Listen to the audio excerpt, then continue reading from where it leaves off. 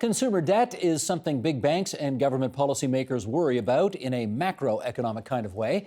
But for the average Canadian, debt is personal. And for some people, it's crippling. It doesn't have to be, according to Shannon Lee Simmons. She is a certified financial planner and founder of the New School of Finance. Her latest book is called Living Debt-Free, the no shame, no blame guide to getting rid of your debt. And she joins us now for more. SLS, good to have you back in that chair. Thanks for having me. Well, okay. The no shame, no blame guide to getting rid of your debt. Yeah. The first two words of your book are debt sucks. It does. It does. Yeah. And yet we're about to spend the next 20 minutes talking about how it's not the end of your life and let's not fret about it too much. Totally. Okay, so let's get into this then. What kind of debt are you talking about in this book? Great question. So mostly consumer debt, the type that makes people anxious and scared and nervous. Credit cards, lines of credit, and even student loans can keep people up at night. Car loans, if they're absolutely robbing you of your cash flow every single month, but we're leaving mortgages and stuff aside. Mortgages aside. Yeah. Okay. You take a bit of a contrary position on so many things, so this may seem like an obvious question, but I'm going to ask it anyway. Great. Because everybody else I talk to says Canadians are way in over their heads in debt. Yes. Do you agree? I do agree. Okay. Yeah, the average Canadian, I think last year the stats were saying, was holding $22,800 worth of debt on average, which is bananas. That's a lot of debt. And I think that it's creating a lot of anxiety in a lot of people, and that's why I wanted to write the book. Are Canadians, in your view, too comfortable with the idea of being deeply in debt? I don't think that they're comfortable in the sense that no one wants to be in debt. I've never met anyone who's like, I can't wait to be in debt. But Trump. I think Trump loved debt. He said, I'm the king of debt. Well, in Canada, the people that I've met, I've never met someone who says that they're comfortable with it, that they sit there and they just don't care about it or are apathetic. Quite the opposite. I find that it's something that is anxiety inducing. It makes people uncomfortable. It robs them of their ability to feel hopeful for the future. So I definitely don't see apathy. What I do see is a lack of hope. And maybe that's what I think people are confusing for apathy. Instead of people saying, it is what it is, and I've got debt, and everybody has debt, I don't see that, but I have debt, and I don't really see how I can move forward or ever pay it off. So it becomes an it is what it is mentality. Maybe in spite of the first two words of the book, debt sucks, we should clarify, there is good debt and bad debt, right? Which is which? I would say that if you've got your mortgage, I look at paying down the mortgage as kind of a long-term retirement savings plan. I think that that's good debt.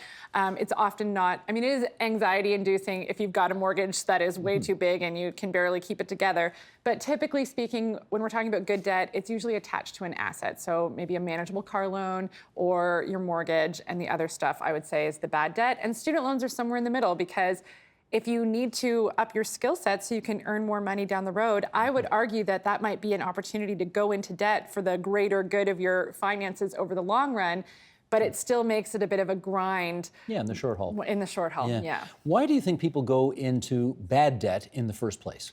I think that what takes somebody from a person without debt to a person that does have debt is usually not something that they had a choice in. So I'm not seeing, on the front lines of financial planning over the last decade, I'm not seeing people who spend money on a $3,000 purse, and that's what made them into bad debt in the first place.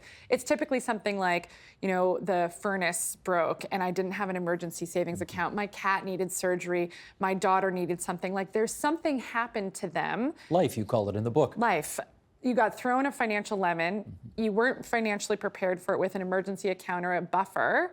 And so you had to use debt, whether it was a credit card or a line of credit, to bail yourself out of that situation. And then what happens is, now you have to pay back that minimum payment, plus more of your cash flow needs to go to it to pay it back in the first place. So you've got less money to survive financially, all the things that you had to financially survive before. And then inevitably, life will throw you another curveball and you can start to slip out of control. So in the beginning, I've never found that it's something that we should tisk at, because it's typically not something that is a choice, or it doesn't feel like a choice. Where that mindless spending comes is much later, when you've been locked in that debt battle for so long and you just go, what's the point, right? I give up. Yeah. There's a culture, though. You go back hundreds of years, right? Debtor's prison. Yeah, There is a culture of being afraid of and not wanting to go into debt. It's almost like it's an antisocial thing, right? Which I think is good in the sense that nobody wants to be in debt because of that culture that's created. And I don't think that that's a bad thing.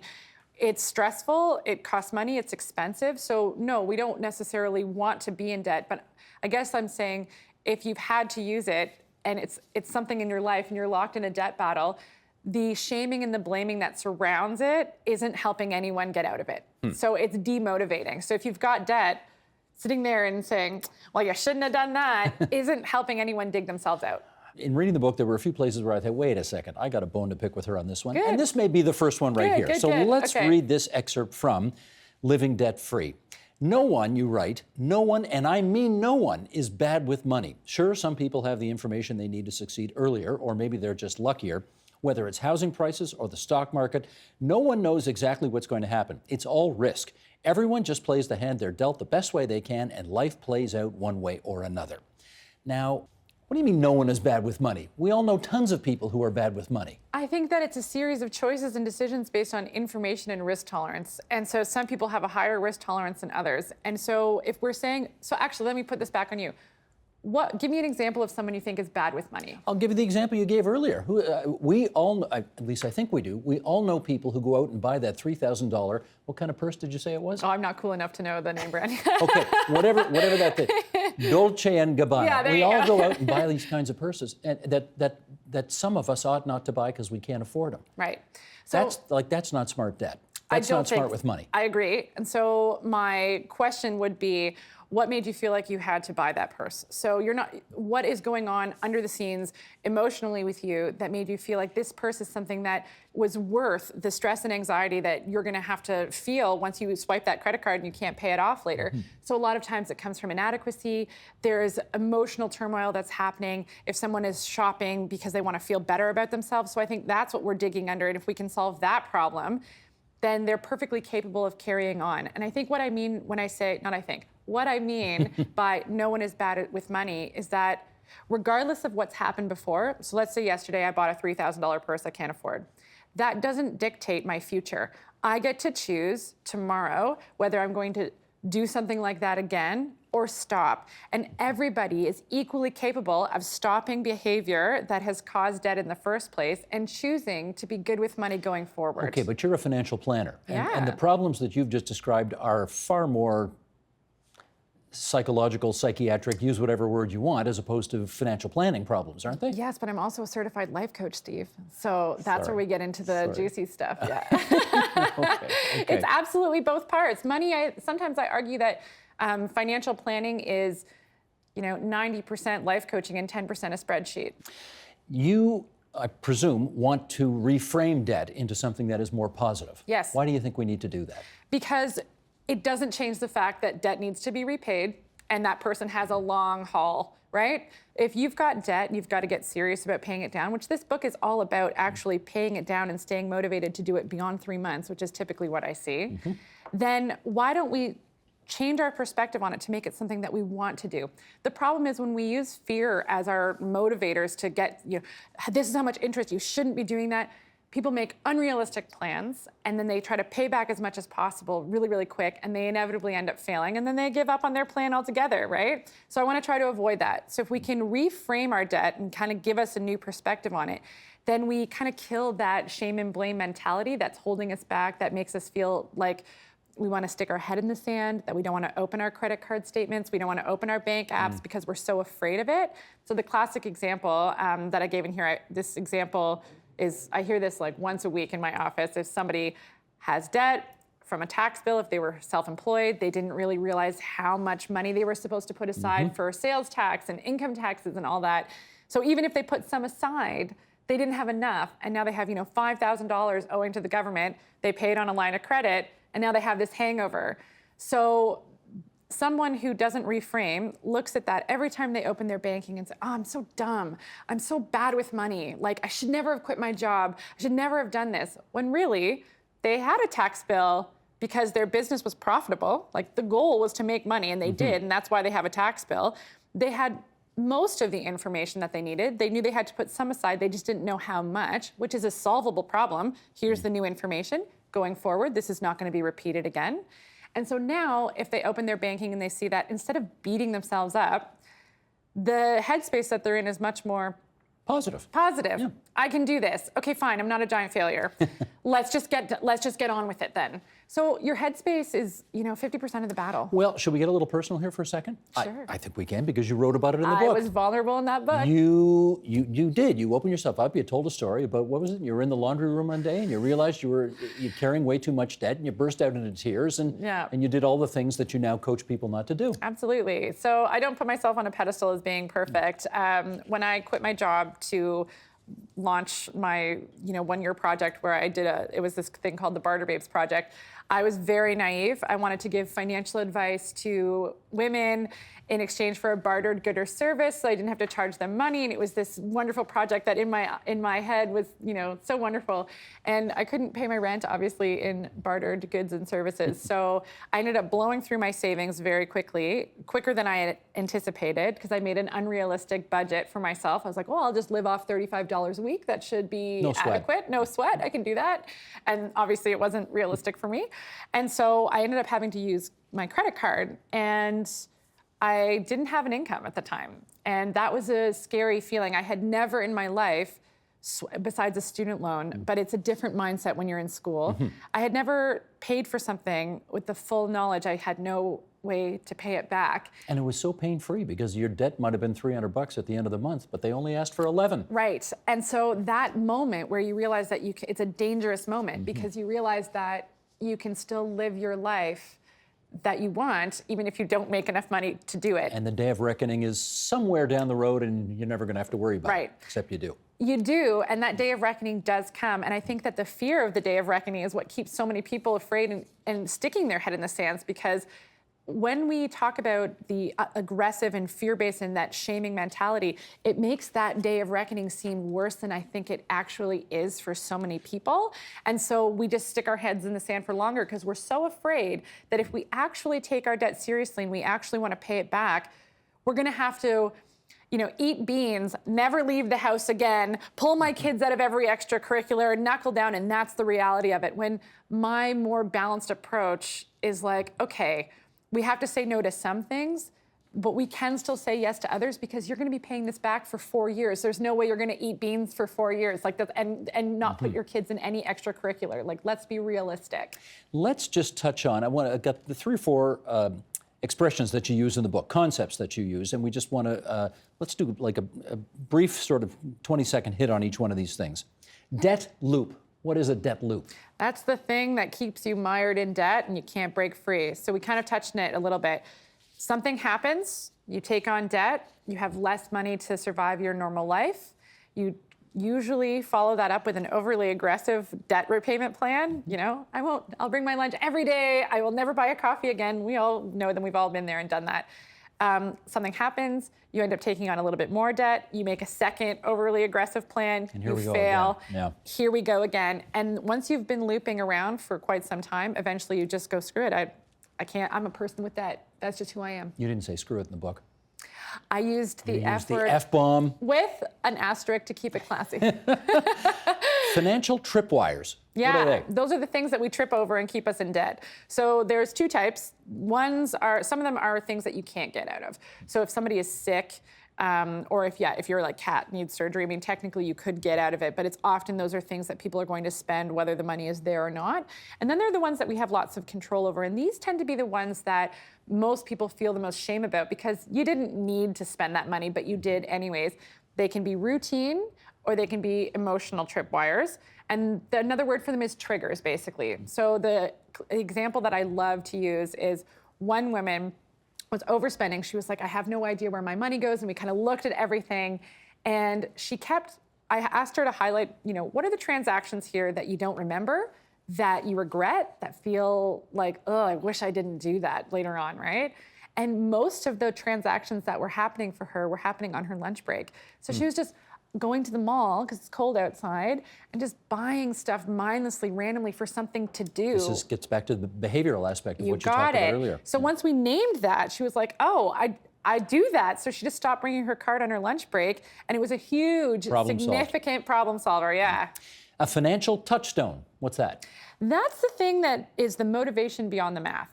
So the math, when we talk about paying down debt, a lot of times we go to, oh my gosh, you're paying this much in interest, and look how much money it's taking out of your bank account. And those are all very fair. The problem is those pack less of a motivational punch over the long run. And like I said before, Steve, like some people are going to be paying back debt for years. It's a long time to keep choosing to do the right financial thing and stay the course, right? You have to be motivated by something other than the interest that you're paying that you never really see. You see it on a statement, but that interest can feel like something that's not real because it's only on paper and it's not something that's coming necessarily, like it can feel abstract. So I often get people to find motivation, like, why do you want to pay down this debt that has nothing to do with the interest that you're paying? What else is it holding you back from? And so often it's holding them back from retirement. One of the people in the book that I talk about, his wife was pregnant and he didn't want to be a bad dad, and he felt like the debt represented his inability to be like a team player with his wife. And that is so much more motivating than, did you know that you're going to pay $4,000 in interest? Like, no, that's whatever, right? And so that touchstone is that thing that we can point to for each person and say, this is why you're doing this, so that in those weak moments when you want to swipe your card, when you want to make that bad decision, when you want to do that, you go, no, I'm motivated by something bigger than the money. Last one, spending vortex. That's like the checking account where everything's coming in and out and nobody knows where it's going. It's the lack of a cash flow plan. So one of the biggest causes of debt is if people even make enough money to actually afford their life, they may still carry credit card debt because they don't have a cash flow strategy and they don't really know what they can and cannot afford. So money comes in, it goes out of one account, you're using this credit card, you're using this credit card, and at the end of the month, you sit there and you reconcile and you're like, how did I get here? When you can actually afford your life, you have enough money, but because money is coming from all these different places, it just feels like poof, it's gone and there's no strategy. That's the spending vortex. It causes debt. Let me put another scenario to you here. And conventional wisdom would say that if you had, let's say, $5,000 of credit card debt at whatever that is, 20, 21, 22% interest. Yep. And then you also are carrying a line of credit. Yep. Say around the same amount of money. And that is at a much lower rate of interest. I don't know, 3, 4, 5%, whatever it is. The conventional wisdom says you attack that credit card debt first and foremost. Yes. Once you get rid of that, then you can go and worry about the line of credit debt. Absolutely. There is a story in this book where you actually advise somebody to do exactly the opposite. Correct. So paying off the highest interest rate first, absolutely the smartest, best bang for your buck, financially speaking, okay? I completely agree with that, and that is always my go-to. However, I have in the past advised people to do the opposite sometimes if it means that the person will actually succeed at their whole plan. And I'll give you the example. So let's say that somebody borrows $3,000 from their parents, and then they also have a credit card that's $3,000 charging 22%. The parental loan is interest-free, and the credit card is obviously not. So my blanket advice should just be to go after that credit card and string your parents out as long as possible. Precisely. But there's something that I call an emotional cost of debt. So let's say that parental loan is causing a lot of strife. You don't even want to go home for Thanksgiving. You post that you go out for dinner on Facebook and then you get a nasty text from dad. Like that is a lot of stress and anxiety that particular debt is costing you. So let's say that I told this person to just focus on the credit card, which means you're not going to make a payment to your parents for another year. The anxiety and stress that causes is so high for that person that I already know when they leave my office, they're just going to abandon my plan completely and just start shoveling money in a panic over to their parents, and they're just going to feel as chaotic and as out of control as before. So I'm giving them permission to prioritize the parental loan, acknowledging that you're paying interest here. And what I like to do is if there's a high emotional cost on a debt, I'll say, look, if you prioritize your parents or the line of credit from that breakup that you had, or whatever the debt is that's really causing you a lot of anxiety, more so than the others, it's going to cost you an extra $400 in interest to prioritize this one first. Is it worth it to you? And it might be for some people. And if people say, yeah, great, it's a mindful choice. If they say, oh God, no way, then great. Then you're just going to have to get over whatever that emotional cost is and deal with the interest one first. On the, again, talking about priorities, if you have money in your savings account and you are carrying debt, should you drain your savings account to pay down the debt? Yeah, I'm pretty much of the mindset that the answer is yes, with the exception of your emergency account. So I always think that people need a little bit of mad money on the side. So I wouldn't say that you want to drain your bank accounts to zero. And here's why. Your emergency account or your slush fund or whatever you want to call it, that money is going to keep you out of debt, right? So it's the money that if the brakes go all of a sudden and you need $800 to fix it, and you've got maybe $2,000 sitting on the sidelines, it's going to keep you in control. It's going to make you feel like you didn't, fail again at your plan. So having a little bit of mad money on the side in an emergency account, I think is wonderful. But above that, drain them, pay it off. It's the best way to slam your debt. Like it will help so much in so many ways. And I would also just put the caveat around the RRSP. We want to be really careful not to just be draining our RRSPs and throwing it onto debt. So RRSP gets treated with a lot of different, rules. Let's finish up on this, and this admittedly is a very extreme example, but I knew somebody once upon a time who was a senior citizen, single, no obligations to kids, deeply in credit card debt, and not the slightest bit worried about it. And the attitude was, I'm going to be dead before I ever have to worry about paying this off, so I'm just going to keep going my merry way. Yeah. Any advice for that person? I'd say that, so two things. It's not the first time I've heard that mentality, and I actually address it in the book a little bit with that one. I mean, she had that line of credit, and she was like, whatever, right? I'm going to retire soon. I'll have it forever. I don't care. And so what I would look for is that real? Do they really not care? I think that that's the first thing I would look for. Is that just something that they're saying, paying lip service to, or is this actually keeping them up at night? Not at all. No, I think they were completely, what's the word I'm looking for? Sanguine. I think they were completely at peace with the notion that they were never going to pay this off. The nut was too big. They were old enough to the point where they just didn't think this was ever going to be something they'd have to worry about down the road. So the second thing, is it sustainable? I mean, how long can they keep going? So that's the next thing. Yeah, at some point you do hit the wall, don't you? Right. So if the debt is continuing to rise and they're on a fixed income, eventually we're going to run out of dough, and that's going to be a problem. So I'd probably try to show that scenario to motivate, to say, listen, we got to take this a little bit seriously because eventually the clock would be ticking. If it was just a debt that was going to stand still, it was standalone debt, then the last thing that I would try to approach is the money that they're paying of their fixed income every month to that debt. Think of what else we could be doing with it. Maybe that's the travel fund that they don't have. Maybe that's the health care that they are going to eventually need. Like that cash flow that's going to that and servicing that debt every month is money directly out of your pension. So don't we want that back? Hopefully they're watching and they just heard that advice. Hopefully they're watching. Living Debt-Free is the name of the book. It's the no shame, no blame guide to getting rid of your debt. Shannon Lee Simmons. Always delighted to have you here in our studio. Thanks so much. Thank you. The Agenda with Steve Bacon is brought to you by the Chartered Professional Accountants of Ontario, helping businesses stay on the right side of change with strategic thinking, insightful decisions, and business leadership. Are you on the right side of change? Ask an Ontario CPA.